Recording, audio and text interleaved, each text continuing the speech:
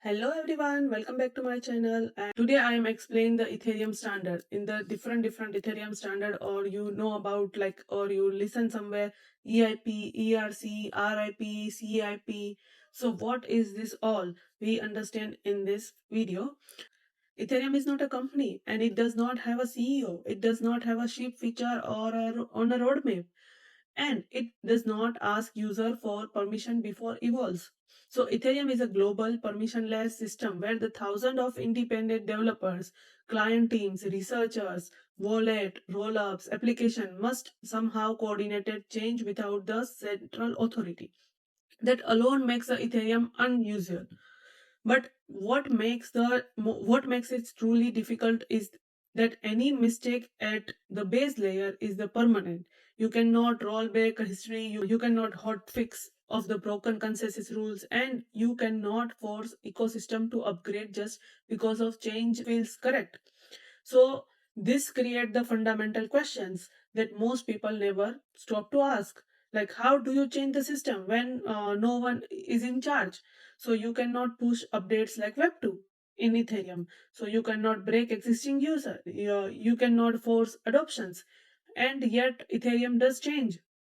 Gas pricing has changed, consensus has changed, scalability assumptions have changed, wallet models are changing, rollups are evolving faster than the layer one, and today users don't even live on a single chain anymore. All of this happens sudden through the standards. In this video about memorizing acronyms like EIP, ERC, RIP, CIP, it's all about the understanding Ethereum and thinks about change, why the different layers of ecosystem require different coordination mechanism, and why to govern everything in the one process, why actually break the system. By the end of this video, you won't just know the this proposal are, you will understand what EIP are intentionally slow, why ERC are powerful precisely because they are optional, why rollups needed RIP instead of EIPs, and why CIP is quietly shape the future of multi-chain UX. More importantly, you will understand where the Ethereum is heading and what it is heading there. So the one thing, one ecosystem, multiple layers. What the meaning of that? To understand the Ethereum standard, you have to abandon the idea about the Ethereum is a single layer. Ethereum today is a layer of responsibility, not a branding. At the center is the Ethereum core. And this is the layer that defines how blocks are formed and how transactions are validated, how gas is calculated, how the consensus agrees on the state, and this is the where the mistake is existential. If a rule change here, every node must agree on that. On every client must be implemented, and every validator must upgrade. There is no tolerance for the no. Like this layer is slowly by design because the cost of being wrong is whole chain failure. Above the core protocols, above the core protocol is an application layer. That is a core protocol. In above that, the application layer is there. Like you can see the diagram also. I think you don't see here, so we can put here. So you can see both of together. Above the core protocol is the application layer. There is where token exists, NFT exists, DeFi protocol exists, DAO also exists, and there is where the most people misunderstood Ethereum. Ethereum itself does not understand what a token is. It does not know what is NFTs. It has no native concept of wallet, DAO, and exchange. These are not protocol features; they are conventions. These conventions exist because developers agree on the shared interface. The coordination happens through ERC. There are rollups. Rollups are execution environment that run faster than the Ethereum and settle back the Ethereum and evolve independently. They leave constant tensions between the innovation speed and the ecosystem compatibility. They cannot afford Ethereum governance timelines, but they also cannot afford total fragmentations. This is the why rollups needed their own coordination mechanism. And Finally, there is a reality user live today. User don't live on Ethereum. They live across Ethereum's layer 2, non-EVM chains, wallet, infrastructures, applications, and need consistent identity, consistent permissions, consistent references across all the chains. So the Ethereum is not a Ethereum specific, it's ecosystem widely. So this is the key mental mode. This is a key mental mode to initialize early. Ethereum did not create one standard ecosystem, it created several. So each scope deliberately to a layer. Trying to force everything through one process would slow innovations and the edge of the destabilize the core. So the EIP comes. So I put it down here. You can understand. So the topic comes like a EIP. So now you understand why we need this, because there is a many system inside the Ethereum is there. So what is the EIP? EIP means like Ethereum Improvement Proposal. So an EIP is not an idea, it's not a blog post, or it's not a feature request. An EIP is a formal specification, the process, a precise change to Ethereum behavior. It must clearly define why the change is needed, exactly what changes at a technical level, how backward compatibility is handled, and what new security assumptions are introduced. If the proof touches consensus, there is a zero room for interventions. Every client, every node, every validator must arrive at the same result from the same input. This is the why EIPs are written like an engineering specification, not a vision document. EIP can change things like gas accounting rules, opcodes, semantics, transactions format, and the consensus mechanism and network behavior. But what they cannot change it user adoptions. EIP coordinated clients adoption is emerged. Anyone can technically write EIP, but Ethereum does not run on a permissions. It runs on a credibility. So a proposal only survives if core developers understand it, researchers respect it, and the client teams believe it worth implementing. So Ethereum governance is driven by argument, not by authority.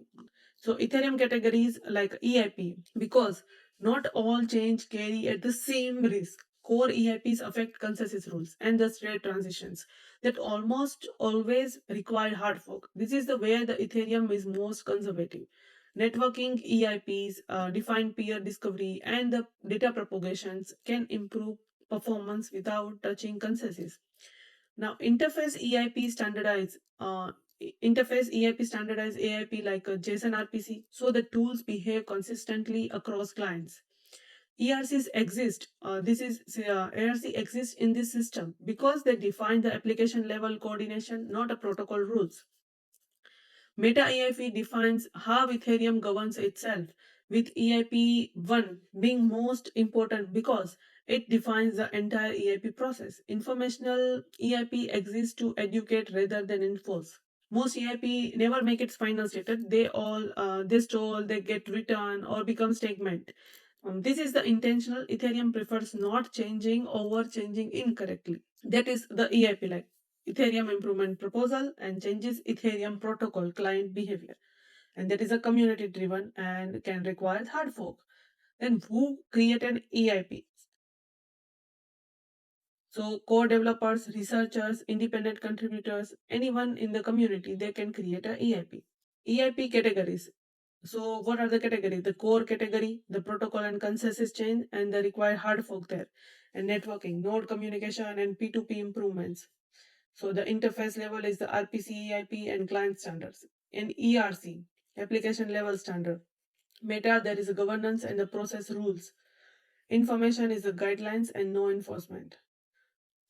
When EIP reshape Ethereum itself, to understand the true power of EIP, you have to look at what happens that they operate at maximum impact. EIP life cycle. First is the draft, review, last call, final, and then segment or withdrawn, if they select or not.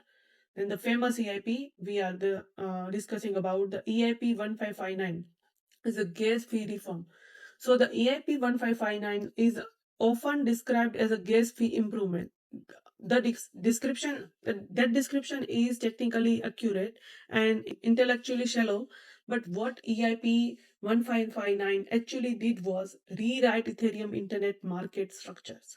Before EIP 1559, Ethereum used pure price auctions. User guess the gas price, overpaid to avoid failures, and the miner captures all excess value. This creates a volatile fees, terrible UX, and insufficient price discovery. So EIP 1559 replaced this with a hybrid mechanism where the protocol itself defines the base fee and the user and priority tip. Ethereum began participating directly in the price setting, and this is not a UI change. This is a protocol level market design. Even more importantly, EIP 1559 change who receive this value. The base is burned. Only the tips go to block producers. It stopped being just a utility token and become a value recruiting asset tied to the network usage. The single change already Ethereum monetary native, validated economics and the long-term modeling without new token and the new government's vote. Then the other is like EIP 4844, the blob transaction. It's often explained as adding blobs. So that explain misses the point. EIP's 4844 redefined Ethereum role before it rollups data live in cold data and completely directly with execution. Ethereum was trying to execute transactions, store data, and the scale rollups stimulously. So the EIP 4844 introduced a blob transaction with a separate pricing and the temporary availability. So blob are not accessible to the EVM. Rollups can post data. Ethereum guarantees availability and execution costs remain stable. This unlocked modular Ethereum. It was not scaling upgrade, it was responsibility of separation upgrade. And there was a merge. So this is the strongest Ethereum governance work. The merge was not a single an EIP. It was years of coordinations across the client, dozen of proposals, synchronous upgrade, and all without central authority. Ethereum replaced a proof of work with the proof of stake, civilization scale for the civilization scale, and it worked. So the next is ERCs. So I hope I think you understand about EIP, and we understand about like three different EIP.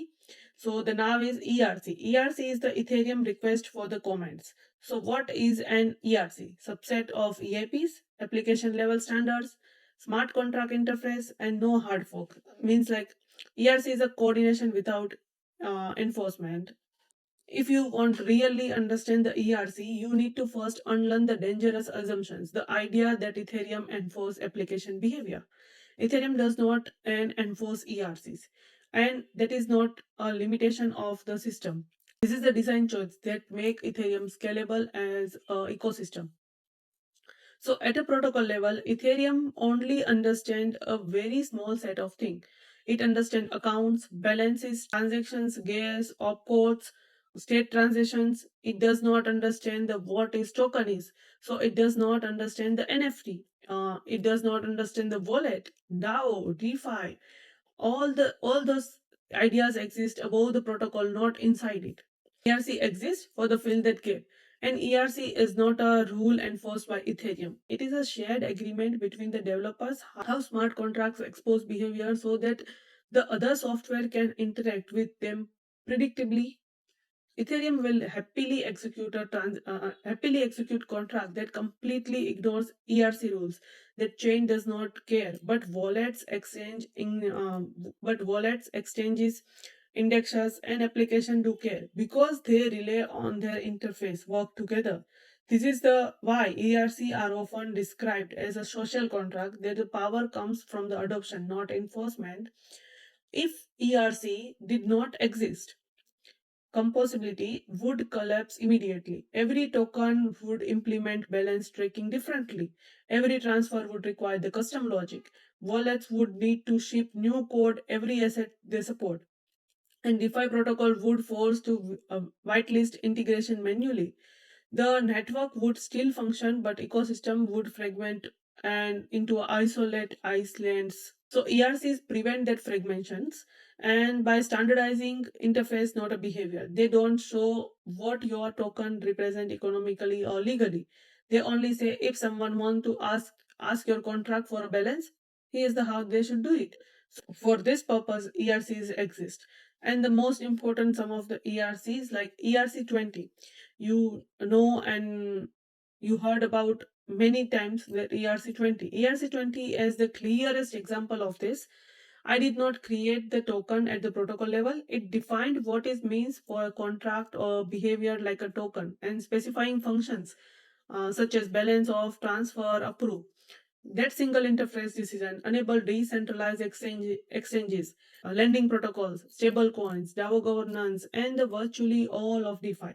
ERC 20 is not a popular because it is simple. It is a foundational because everything else assumes it exists. So, and the next one is ERC 721 is extended the same to non-fungible assets. Ethereum still does not know what is an NFT. So ERC 721 created uniqueness through the interface and the convention, not a consensus change. The ownership mapping unique token IDs and the transfer semantics and emerge entirely at the application layer. Digital art collectibilities and the identity primitives were built without touching the Ethereum core rules. So that is the ERC 721 and the other is the ERC 1155. So this solved the different problem. So an application like a games metaverse that perform and emerge, the efficiency and managing thousands of separated tokens contract became obvious. So ERC 1155 introduced the batch operations and the multi-assets contract that making a large scale assets and system practical. This was not a new primitive and it was better interface design. The last one and the famous one is like a ERC 4337 is a philosophically important for a different reason. It's a demonstrate that you can radically improve user experience without modifying Ethereum itself by moving account abstraction into the smart contract and specialization mempools. ERC 4337 enables gas abstractions, social recoveries, batch transactions, flexible authentication, all without the layer 1 upgrade. This is the evolution through the coordination, not a governance. This is the core truth about ERCs. Bad ERCs disappear because no one adopts them. A good ERC becomes an invisible infrastructure because everyone assumes they exist. Ethereum deliberately trusts the market to select a standard because forced coordination at the layer would break innovations. So ERC also adoption like a reality. The next one, and I think the many people not know about that, the RIP, Rollups Improvement Proposal. So the rollups operate under very different constraint on the Ethereum layer 1. And this is a different of one underestimate also. Ethereum prioritize stability above all else. Rollups prioritize irritation speed. They compete with each other. They experiment with the execution models, account abstractions, proof systems, and UX designs. If the rollups were forced to wait for the Ethereum EIP process, innovation at the execution layer would slow at a crawl. So this is why the rollups improvement proposals exist. RIP is not Ethereum governance. They do not bind Ethereum. They do not require universal adoptions, but they exist help rollups team coordinated around share idea without freezing experimentation. So in practice, RIP function much more like engineering RFC than political protocols. Like we take about and some of the important RIPs there. So take the RIP 7212 as an example. It enables the SCARP 256R1 verification that is very famous, which allows rollups to integrate with the web auth, hardware security keys, biometric authentication. These primitive are battle tested in the web 2 security, but Ethereum layer 1 cannot adopt quickly due to consensus risk. So rollups can use this. So they use the 7212 SCARP 256R1. And the other one is like RIP 7560 that goes even further by allowing the rollups to back account abstraction directly into the execution rather the layering of into the top of the EOM. This reduces the gas overhead, simplify UX, open the door to post EOA account model. These are the radical experiment that would be unacceptable and the base layer but not perfectly reasonable in rollups environment. So there is a trade-off here also.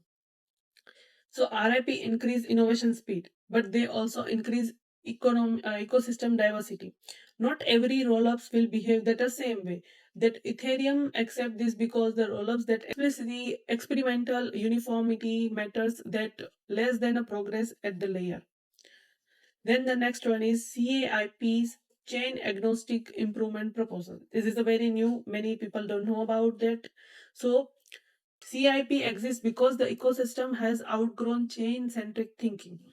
User no longer think in terms of chains. They think about the wallet, apps, identities. A single wallet may interact with the Ethereum multiple layer 2 and non-EVM chains in the same session.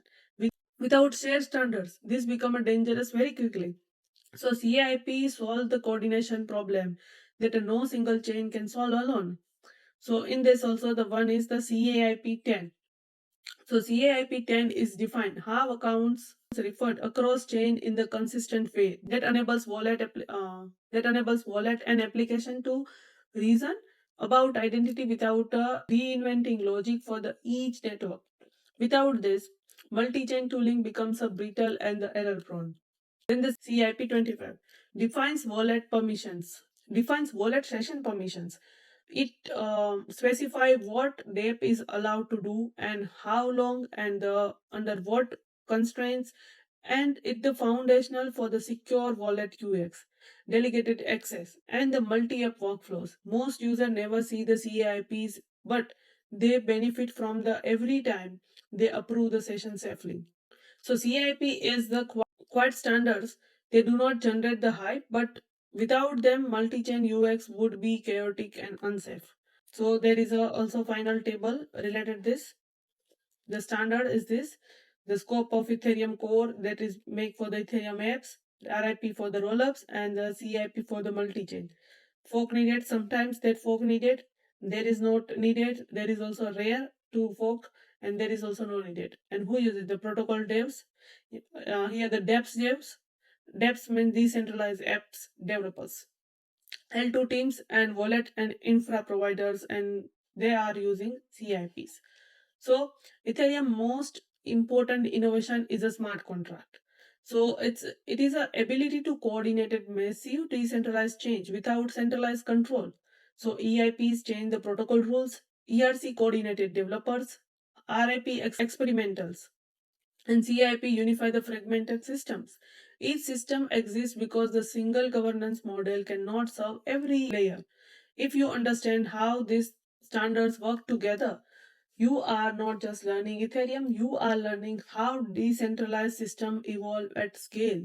So here's our topic related the EIP, ERC, CIP and RIP that is over, and I hope you understand the difference between them and what are the difference and why these all things are matter and why that introduce. So goodbye everyone.